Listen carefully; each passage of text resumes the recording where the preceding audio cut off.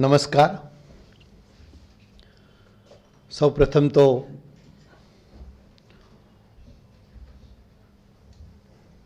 ઓમ કોમ્યુનિકેશનના સૂત્રધાર મનીષભાઈનો મારા તરફનો પ્રેમ અહીં સુધી મને ખેંચી લાવ્યો છે. મારા સાથી મિત્રો જે વાત કરવાના છે, સમીરભાઈએ વાત કરી, સંધ્યાબેન, સામે ઉપસ્થિત એવા આદરણીય પ્રવીણ ગઢવી સાહેબ, અન્ય મિત્રો, એક જુદા યુગમાં પ્રવેશ કરવાનો છે. આધુનિક યુગ પછી જે એક નવી ક્રાંતિ સર્જાઈ સાહિત્યમાં, એક નવી જરૂરિયાત વર્તાઈ અને જે આપણને પ્રખર અવાજ મળ્યો, એ અવાજ એટલે જોસેફ મેકવાન. ઉમાશંકર જોશીની એક કવિતા છે કે જેમાં સવારે મોર્નિંગ વોક કરવા નીકળેલા કવિ મિત્રો પ્રકૃતિનું ગુણગાન ગાતા પસાર થઈ રહ્યા છે અને પેલો ધોબી કપડાં ધોવે છે. ત્યારે કવિ એમને કહે છે કે બે ઘડી તો આ ઉગતા સૂર્યને જો, આ ડોલતી નારિયેળીને નિરખ, આ પ્રભા જે પ્રાતઃકાળે પૂર્વાકાશને સૌંદર્યથી સભર કર્યું છે એ તરફ નજર કર. અને ત્યારે એ એક મોટા સમૂહનો પ્રતિનિધિ એવો ધોબી કહે છે કે જો આ ચાળા કરું તો ઘરે છોકરા ભૂખ્યા રહે. એવો એક ચાળો કહો તો એ આધુનિક યુગમાં એક સજ્જ એવા વિદ્વજ્જનોએ કર્યો અને સાહિત્યથી જાણે કે એક મોટો સમૂહ વિમુખ થતો રહ્યો, થતો ગયો. ચોક્કસ એ સમયની માંગ હતી. આધુનિક યુગ અને એ યુગનું સર્જન એ સમયની માંગ હતી અને એ સર્જકોએ, એ ગાળાના સિદ્ધ અને વિદ્વજ્જનોએ એના પોતાના સર્જનથી એ પૂરી પાડી, એ સિદ્ધ કરી. પણ એને કારણે જે એક મોટો સમૂહ સાહિત્યથી વિમુખ થતો ચાલ્યો,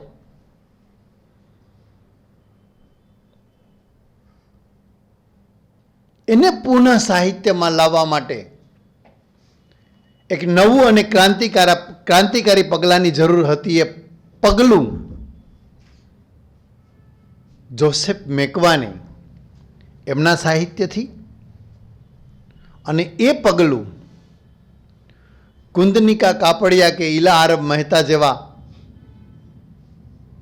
નારી કેન્દ્રી સર્જન કરનારા સર્જકોથી ભરાયું. પુનઃ સાહિત્યનું ક્ષેત્ર ધબકતું થયું. એક સીમિત વર્ગ માટે લખાતું સાહિત્ય ફરીથી એક સમૂહનું કેન્દ્ર બન્યું. ચોક્કસ એ પહેલા ગાંધીયુગ હતો. ચોક્કસ એ પહેલા તળને તાગનારા મેઘાણી કે મળ્યા હતા. ઈશ્વર પેટલીકરે ચરોતરને જીવંત કર્યું સાહિત્યમાં. આ લોકો માટે એક પડકાર હતો. મારે જેની વિશે વાત કરવાની છે, જોસેફ મેકવાન, દલિત સાહિત્યના, ગુજરાતી દલિત સાહિત્યના અગ્રણી પિતા, દાદા, જેને જેવું સન્માન જેમને મળ્યું, એમના સાહિત્ય વિશે. ગાંધી યુગમાં દલિત તો આવ્યો, પણ એમની જે સંવેદના છે, સંવેદના જાણે કે અસ્પૃશ્ય જ રહી.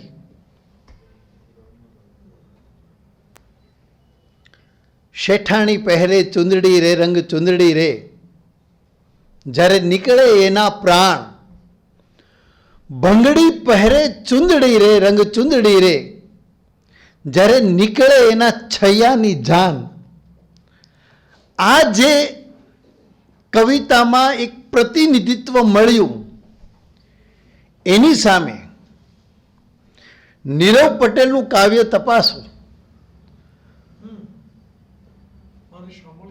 મારો સાંભળ્યો, અને એમાં જે ચુંદડી અને એમાં જે વેધકતા અને એમાં જે સંવેદન, એક સમૂહને તાકતી એક વાત સિદ્ધ થઈ. આ બંને વચ્ચે જમીન આસમાનનો ફેર છે, બહુ ગાળો છે.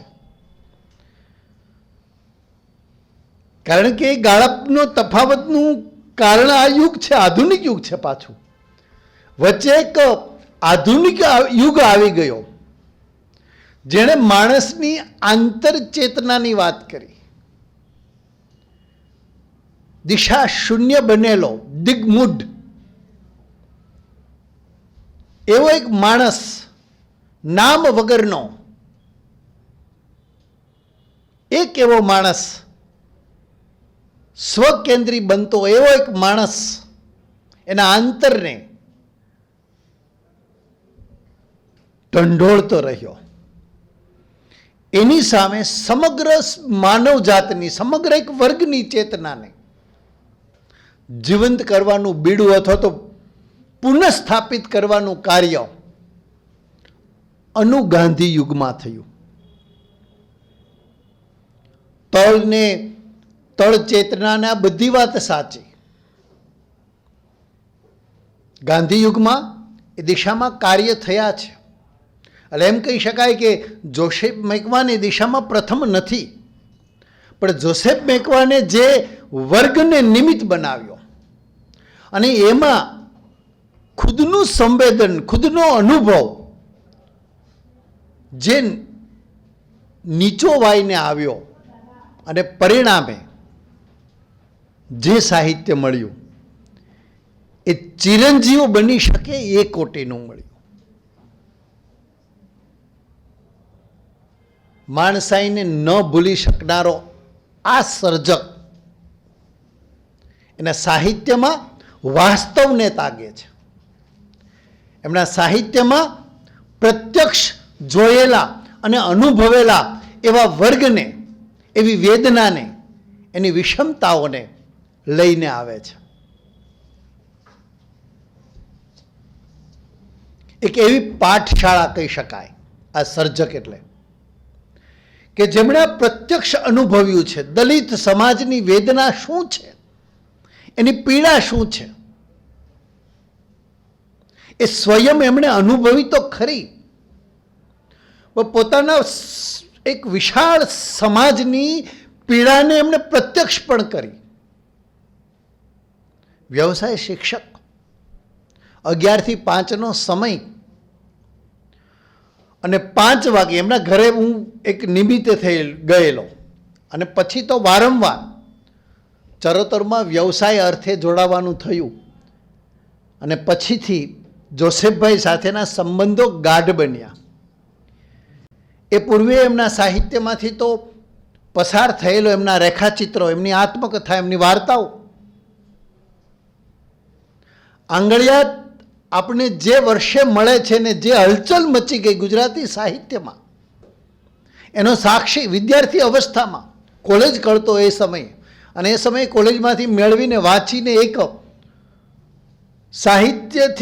સાહિત્યમાં જે વંચિત રહેલો એ સમાજ એક પૂરી સભાનતાથી જે પ્રવેશતો જોયો, ત્યારે સર્જક વિશેની એક સમજ અથવા તો એમને પ્રત્યક્ષ મળવાની એક ઝંખના તીવ્ર બનેલી, અને પછી વ્યવસાય અર્થે મધ્ય ગુજરાતમાં આવવાનું થયું. ચરોતરને સેવવાનું બન્યું. આણંદ આર્ટ્સ કોલેજની અંદર જ્યારે પહેલી વખત એક પરિસંવાદનું આયોજન વિચાર્યું, તો એ સંવાદ હતો દલિત સાહિત્ય, અભ્યાસ અને અવલોકન. અને ગુજરાતમાંથી ન માની શકાય એવો મોટો અધ્યાપકોનો સમૂહ એ પરિસંવાદનો સાક્ષી રહેલો. એના બીજરૂપ વક્તા હતા આદરણીય જોસેફ મેકવાન. અને એમણે એમના વક્તવ્યની અંદર રેખાચિત્રના સ્વરૂપ વિશે વાત કરતાં કરતાં અસ્પૃશ્ય એવા સમાજની એની વેદના અને એની વિષમતાની જે વાત કરી એ સ્પર્શી ગયેલી. પછી તો આ સર્જક સાથે નિકટનો નાતો બંધાયો અને આદરણીય મણિલાલ હ પટેલના સૂચનથી એમની વાર્તાઓનું સંપાદન કરવાનું પણ સદભાગ્ય સાંપડ્યું. પરિણામે આવન જાવન વધી. મેં એમને પ્રશ્ન કરેલો એક વખત એમને કે તમે ઘણી વખત હું જ્યારે પણ આવું છું તે તમે તમારા ઓરડાની અંદર તમારા પુસ્તકો વચ્ચે કામમાં વ્યસ્ત હો છો. દીકરીઓ લગ્ન થઈ ગયેલા, સાસરે દીકરીઓ સાસરે જતી રહી, કેટલાક તો વિદેશમાં પણ વસે છે. મોટા દીકરા ચંદ્રકાંતભાઈ ગાંધીનગર. તમને ક્યારેય એકલતા જેવું નથી લાગતું? એમ નથી લાગતું કે હું એક મારા બહુ મોટા પરિવાર, 4 દીકરા ને 4 દીકરીઓ, એ મોટા પરિવારથી હવે ધીરે ધીરે હું એકાંત તરફ અથવા એકલતા તરફ વળું છું. ત્યારે એમણે મને કીધું તો આ ગુણવંત મારા પુસ્તકો અને મારા શબ્દો, આ મારો પરિવાર છે, એ મને જીવાડે છે. સતત લખતા, માતબર લખ્યું છે અને પરિણામે કેટલુંક જો સાહિત્યિક સંદર્ભે તપાસવા જાઓ તો ઊણું ઉતરી શકે. પણ આ સર્જકને નિસ્બત છે પોતાના સમાજ સાથેની. પોતે જે અનુભવ્યું છે, અનુભવને શબ્દના માધ્યમથી, સાહિત્યના માધ્યમથી સમાજ આગળ રજૂ કરવું.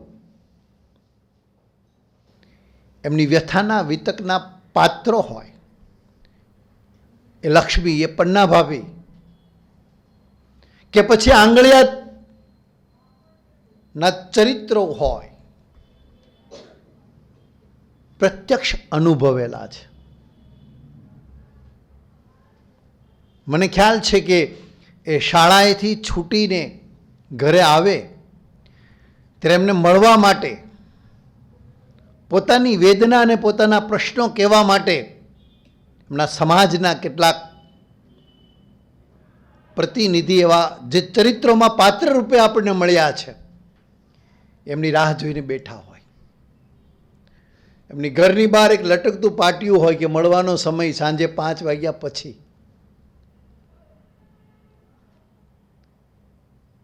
પછી એક બીજા શિક્ષકનો તમને અનુભવ થાય. એ સમયે જો તમે સાક્ષી હો તો એક શિક્ષક જે વર્ગની અંદર વિદ્યાર્થીને ભણાવીને આવ્યો છે, એ શિક્ષક પોતાના સમાજના આવા કચડાયેલા, દબાયેલા, દુખિયાળા અને પોતપોતાના પ્રશ્નોને લઈને આવનારા એવા સમાજના પ્રશ્નોનું નિરાકરણ કરે. જરૂર પડે તો એમની સાથે જાય, જરૂર પડે તો કોર્ટમાં સાક્ષી રૂપ પણ બને. એમ કહી શકાય કે એમના ચરિત્રના, એમના વાર્તાઓના, એમની નવલકથાઓમાં જે પાત્રો આપણને મળે છે એ પાત્રો એમણે પ્રત્યક્ષ ત્યાં જોયા છે અને એવા કેટલાક પાત્રો મેં પણ જોયા છે ત્યાં. એટલે એ પાત્રો સમીરભાઈ પ્રત્યક્ષપણે એમની વેદના ગાતા હોય અને એ કથતી વેદનાઓમાંથી કંઈક એવું ઝીલવા જેવું એમણે લાગ્યું અને એમણે ચરિત્રમાં કે વાર્તામાં કે નવલકથામાં મૂકી આપ્યું. એટલે એમ કહી શકાય કે એના વ્યાપક સાહિત્યના જે પાત્રો આપણને મળે છે એ ક્યાંક ને ક્યાંક એમને પ્રત્યક્ષપણે મળેલા છે, જીવંત પાત્રો, અને એ એમના સાહિત્યમાં પછી ગોઠવાયા છે. વર્તમાન પત્રોમાં એમની કોલમ ચાલતી ને એની અંદર આ પ્રકારના ચરિત્રો આવતા, અઢળક આવતા.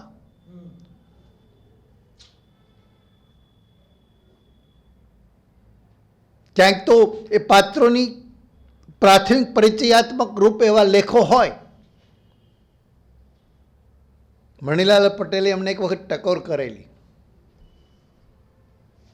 કે સમર્થ નવલકથા બની શકે એવા પાત્રોની વેદના કે એવી ઘટનાને તમે આ એકાદ કોલમના ચરિત્ર રૂપે તમે મૂલવી આપો છો, મૂકી આપો છો. આ પાત્રોને તમે વેડફો છો. અને એમનો જવાબ હતો જોસેફભાઈનો કે જો આ પાત્રને હું આ રીતે નહીં મૂકું તો કેટલા એવા પાત્રો છે કે જે વર્ણ સ્પર્શ્યા રહી જશે. મારે તો એને કાગળ પર જીવંત કરવા છે, મારે તો એમને સમાજ સુધી પહોંચાડવા છે. સુગ્ન વિવેચક ભલે પછી એમાં કચાશ જુએ, ભલે પછી એની મર્યાદાઓ ચીંધે. જીવન સાથે હું જીવતર સાથે ધોખો નહીં કરું.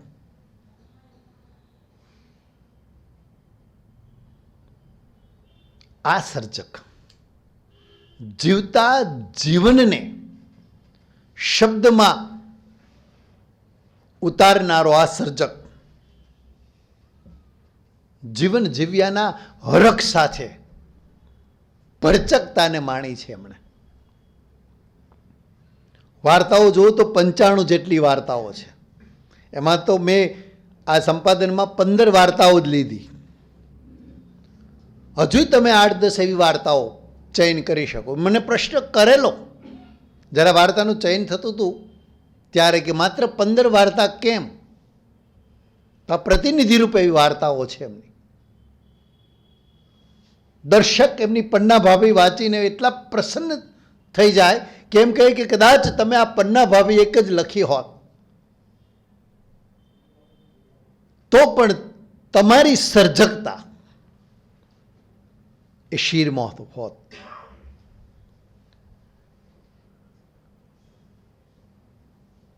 પન્ના ભાભી આમ તો એમના રેખાચિત્રો માનું એક છે. ધ્રુવ ભટ્ટની નવલકથાને એક સાહિત્યિક સંસ્થા પ્રવાસ નિબંધનું પારિતોષિક પણ આપે અને બીજી એક સાહિત્ય સંસ્થા નવલકથાનું પણ પારિતોષિક આવે, એમ તમે નક્કી ન કરી શકો અથવા તો બંને માટે સંક્ષેપ, બંને સ્વરૂપમાં ટકી શકે એવું સમર્થ લખાણ એવું જ આ પન્ના ભાભી વિશે તમે કહી શકો. સમર્થ રેખાચિત્ર પણ ગણાવી શકો અને એવી જ યાદગાર વાર્તા પણ તમે એમને કહી શકો. એ પ્રકારનું આ સર્જકનું આ સર્જન. આંગળિયા જેવી પ્રથમ દલિત નવલકથા આ સમાજને થયેલા અન્યાયો અને એની સામે જજુમવાની જે મથામણ છે, ટીહાની, એ મેઠી, એ ટીહો, એ કંકુ ગુજરાતી સાહિત્યમાં અમર થવા સર્જાયેલા પાત્રો છે, અવિસ્મરણીય છે. શક્ય છે કે આધુનિક યુગના ઉત્તમ ગણાતા સર્જનો ભવિષ્યમાં વિસ્મૃત થાય, પણ આ સર્જકના આ ટીહોના મેઠી, એ કંકુ ને દાનો, એ પન્ના ભાભી, એ લક્ષ્મી, એ ક્યારેય ન ભૂલી શકાય, ન વિસરી શકાય એવા સમર્થ પાત્રો છે. કહ્યું છે એમણે માણસાઈમાં શ્રદ્ધાની વાત મૂકતા, આત્મા સાથેનું આ નિવેદન છે, જાત સાથેનું આ નિવેદન છે કે જે લખવું હોય તે લખ, જીવતરને ધોખો દઈને કંઈ ન લખ. એમ કહે તો આ એમનો સંકલ્પ છે કે જીવતરને ધોખો ન દેવો.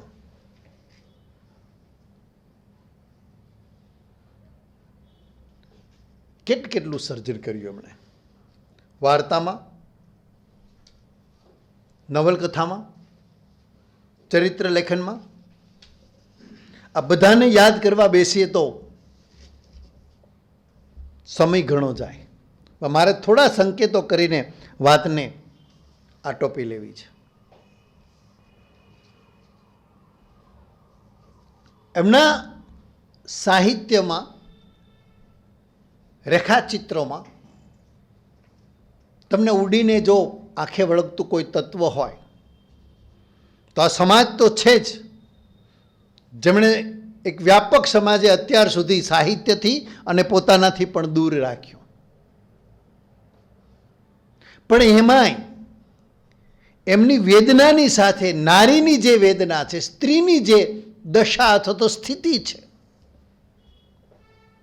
એને પણ એમને નિર્દેશી છે. અને એ સ્ત્રી જ્યારે પોતાનું સ્ત્રીપણું દાખવે છે અને ત્યારે જે સિદ્ધ પરિણામો થાય છે, એ પરિણામોને પણ એમણે ચીંધ્યા છે. તમે જોશો તો એવા રેખાચિત્રોમાં આવા અમર સ્ત્રી પાત્રો પુષ્કળ મળી આવે. નવલકથાઓમાં પણ એમનું એક નોખું અને નરવું રૂપ તમને પ્રાપ્ત થાય. તો વાર્તાઓમાં પણ એ જુદી જુદી રીતે અને સ્વરૂપે તમને મળી આવે. વાર્તામાં એક વાર્તાકાર તરીકે એમની કેફિયત જોવા જેવી છે. એ કહે છે કે મારી વાર્તા મારા અનુભવ જગતમાંથી નીતરી આવે છે અને એને આત્મસાત કરતા, એને શબ્દોમાં અભિવ્યક્ત કરતા હું એક નિરાળી મનસ્થિતિનો અનુભવ કરું છું.